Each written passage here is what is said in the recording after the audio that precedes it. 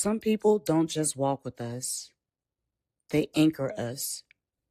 They're not loud in our story, they're foundational.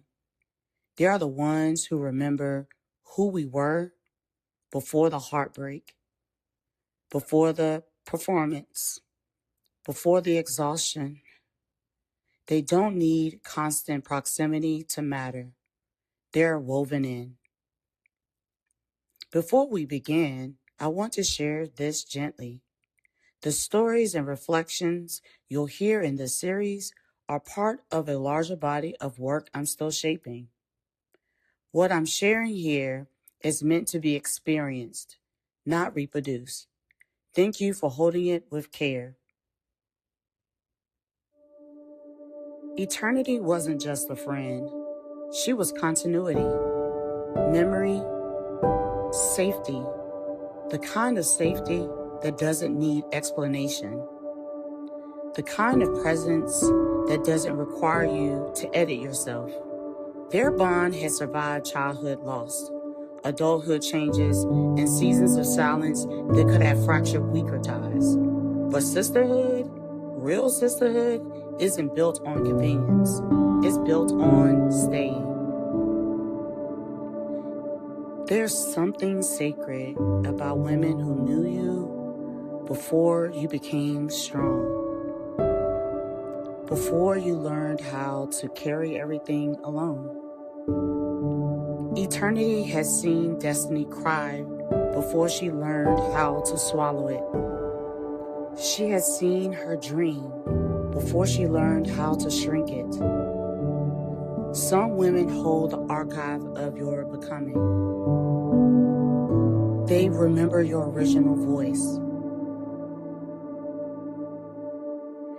And when life tries to convince you that you're someone else entirely, they quietly remind you, you're still you. But seasons shift, and even anchors need holding. Destiny had always leaned on eternity's steadiness, on her insight, and on her calm. But now roles were shifting. Now she was being asked to stand. And standing is different when you've grown used to being supported.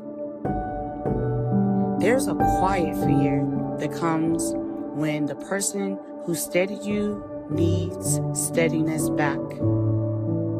It reveals how much you relied on them and how much you must now rely on yourself. Sisterhood isn't about perfection. It's not about constant agreement. It's not about matching seasons. It's about presence. Presence when things are awkward. Presence when growth pulls you in different directions. Presence when silence lingers longer than comfort allows.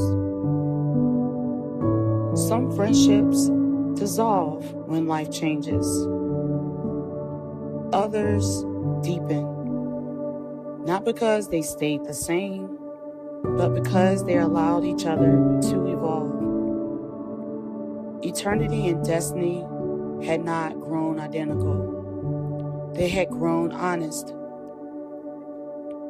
The women who hold us don't just support us, they reflect us. They see the gap between who we are pretending to be and who we are ready to become. Sometimes they say nothing. Sometimes they ask one question that lingers for weeks. Who are you becoming? That question doesn't accuse. It invites. Strength isn't always loud. It isn't always resilience. It isn't always endurance. Sometimes strength is staying in a hospital chair when you rather run from your own thoughts. Sometimes strength is answering a phone call even when you don't have clarity.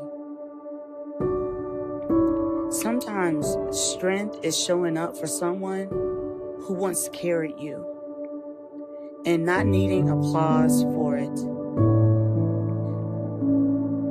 Who has held you when you couldn't hold yourself?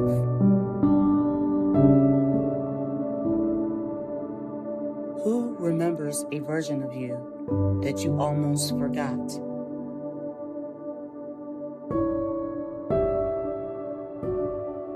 Have you told her what she meant to you?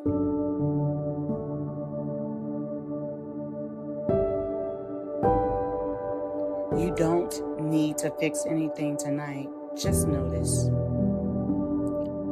The women who hold us are part of our becoming, not because they shaped us, but because they witnessed us.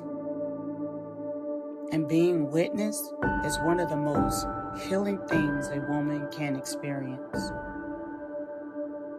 Eternity wasn't perfect. Destiny wasn't either. But they stayed. And staying in a world that teaches constant departure is sacred. Strength isn't always loud. Sometimes it's staying.